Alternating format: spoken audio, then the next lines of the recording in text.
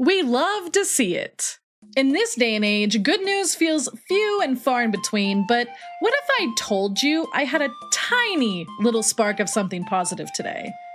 Just a pinch of good news, a bit of hope for ya in these otherwise chaotic times. Toys for Bob is a newly independent studio that used to work under Activision. The studio has been around for over 3 decades, and it's created a variety of well-known games ranging from Skylanders to the Spyro Reignited trilogy, as well as Crash Bandicoot 4, It's About Time. In May 2024, Toys for Bob went independent, though they work very closely with Xbox. Currently, Toys for Bob is developing an unknown title for Xbox, but people are highly suspecting this could be a new Spyro title. On April 10th, a YouTuber by the name of Canadian Guy A dropped a video titled Exclusive Anniversary Update from Toys for Bob, which featured information from an email interview that he conducted with Paul Yan, who is the studio head and chief creative officer for Toys for Bob. In this interview, they discussed how the studio was doing, and Yan also discussed what he'd like to see Toys for Bob work on in the future. If you want to watch Canadian Guy A's video on the interview, I will link it down in the description along with all of the articles I referenced during the creation of this video. In this interview, Yan was asked if Toys for Bob could work on any game from any franchise, what would they pick? And Yan replied, Banjo-Kazooie. Pretty enthusiastically, I would say. He even remarked that, I think we can all agree that Banjo's been hibernating long enough, right? Which, as someone who is a longtime Banjo-Kazooie fan and has been playing the game since before Banjo-Tooie, yes, I think he has been hibernating long enough.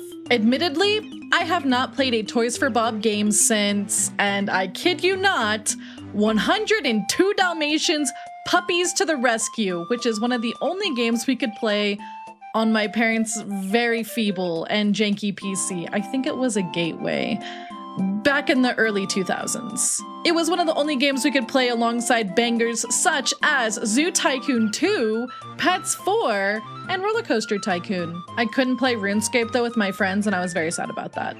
I skipped out on the newer Crash Bandicoot game and the Spyro remakes, not due to anything against Toys for Bob, but more something against, other associated parties. But I often heard great things about these titles, and that Toys for Bob is a studio that is beyond competent.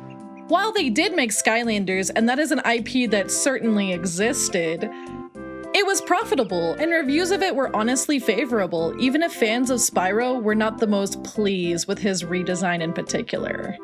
With that being said, the Crash Bandicoot and Spyro games that Toys for Bob have made are incredibly well received. I can't really think of a better studio than Toys for Bob to make a new Banjo-Kazooie game, or even just remake an old one. I mean, the only other studio I could possibly think of to handle another Banjo-Kazooie that I would actually trust is Playtonic, for obvious reasons. And apparently Toys for Bob has wanted to make a Banjo game for some time, or at least Paul Yan has believed a new Banjo game should be made, as we can see here from this tweet from all the way back in March 2022. Now you might be wondering, Amalia, why not have Rare make Banjo?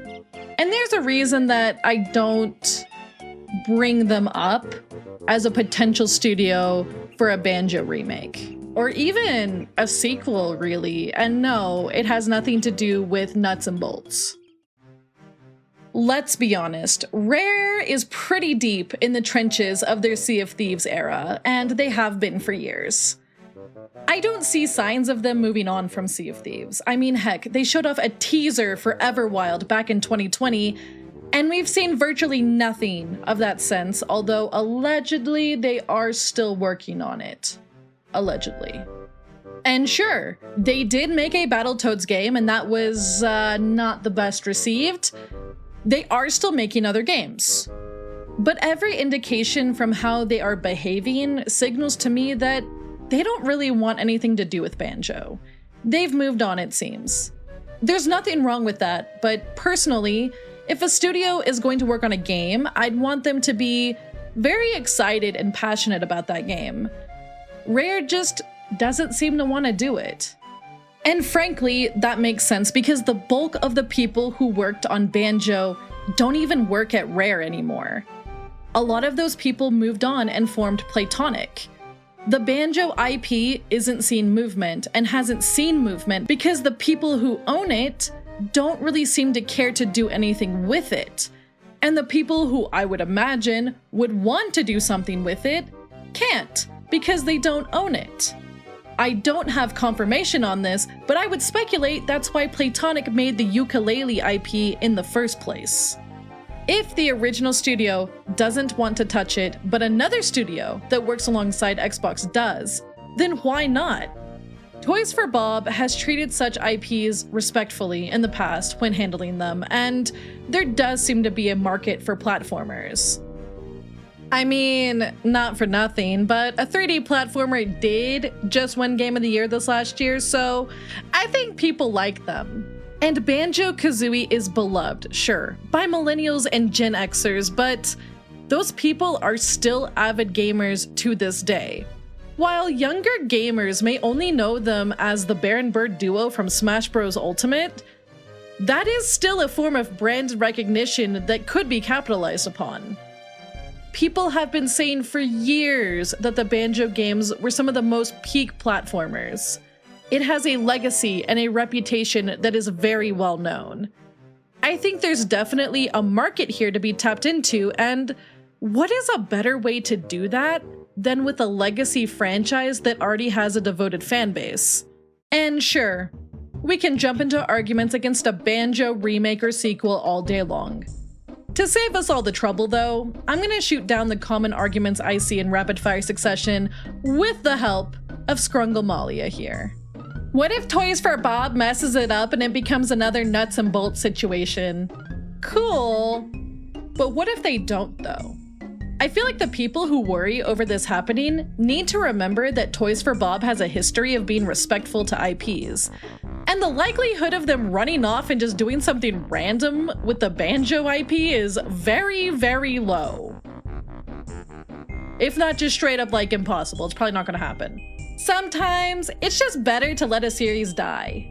I would agree with this if it was a series with an overarching plot that felt concluded.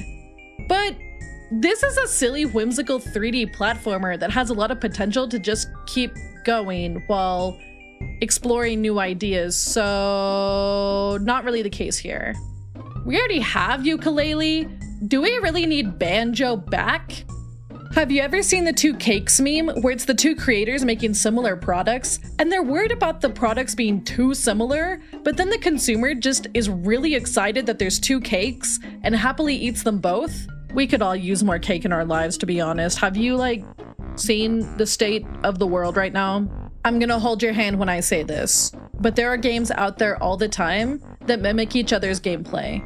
We will definitely survive if Banjo-Kazooie and ukulele both thrive. I think we'll be okay. In fact, I'll be beyond okay. I'll be very, very, very happy. There's no way to make a Banjo-Kazooie game that will make people happy. Expectations would be too high from fans, and people will ultimately be disappointed. That's just defeatism, and I think believing that way is sad, frankly. If that's the case, then why ever make sequels to anything successful and well-loved? I'm gonna be so honest, maybe they will make a Banjo game in the future, and maybe it won't be as good as the original two games. That could happen. But that won't mean it's a bad game. I replay Ocarina of Time all the time. I love doing randomizers for it. It's not even in my top 3 Zelda games by a hot margin. I still have a great time with that game though, even though it's not my favorite. I recently replayed Star Fox Assault, which is also not my favorite Star Fox game, and you're never gonna believe this, but I still had a great time. Not everything needs to be the best in order to be good. And frankly, a game being good is often subjective anyways.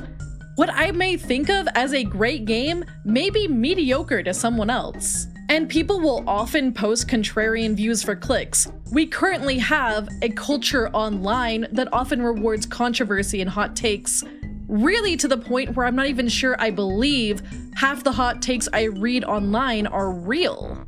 So miss me with that defeatist take. I will always prefer to hope versus just sitting and wishing nothing ever happened ever, because what if it's bad or not as good? Personally, I hope that Toys for Bob is allowed to make a Banjo-Kazooie game. I don't believe that the undisclosed game they're working on is Banjo-Kazooie, but I hope the next title they work on is. I think they would do great with the series, be it a remake or a sequel, and seeing Paul Yan be so on board with that, for at least 3 years now, mind you, is very heartening to me. Banjo-Kazooie was one of the first video games I remember playing, and I still often go back to it, even to this day. I'm in the middle of replaying Banjo-Tooie. I've actually been streaming it live on Twitch, and oh man, I have feelings about that game. Good ones, honestly, more positive feelings than I thought I was gonna have after having really not played it in over a decade.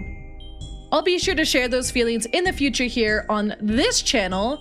I've been very super pleasantly surprised by that game, honestly. Thank you for watching today's video. Let me know if you'd want to see Toys for Bob take on a Banjo game in the future, and what you'd like to see happen with the series if they do.